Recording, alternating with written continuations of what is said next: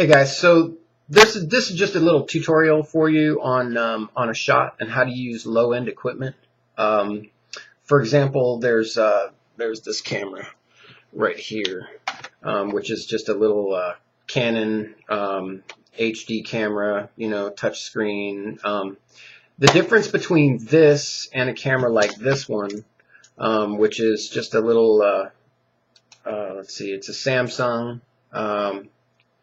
Not a touch screen, but it's I don't know, it's just a little HD camera. It shoots in 720p. Both of them shoot in either 720 or 1080.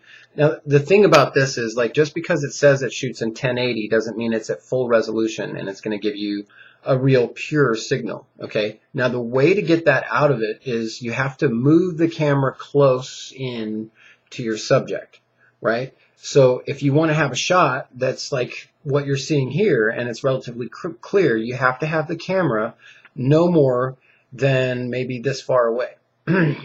Because as soon as you see how it says to go close in or wide, as soon as you move in even slightly, here, I'm going to do that on here and I'll show you what happens. As soon as you do that, you're going to see some grain and you're going to see some noise.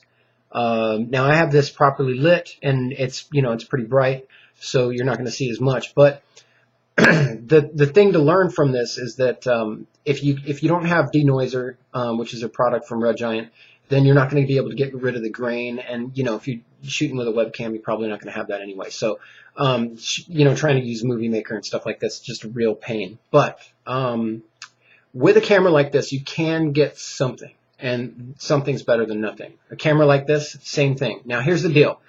The difference between a camera like this, which is fine, and it's like, this was I think $75 at Walmart or something like this. This is about $300. Now if you can look inside here, and I'm going to turn this on so you can see. If you look inside here, there's actually a zooming, mechanical zoom inside. So when you zoom and wide, you got your wide shot and then you got your zoomed out shot. So what's happening there is you're actually mechanically moving the lenses apart. Okay, so that's a mechanical zoom, and you're going to get a much better image that way. So if you try to do a zoom on this, all it has, if you look, I'll turn it on so that you can see. If you look, I'm zooming in, but you don't see anything moving in the lens, right? Let me make sure that's focused. I'm zooming out. I'm zooming in. Okay, so you don't have any mechanical capability of zooming, which means that the lens is not moving, and what you're doing is actually you're taking the image that you have and you're cropping out a little piece of it and blowing it up.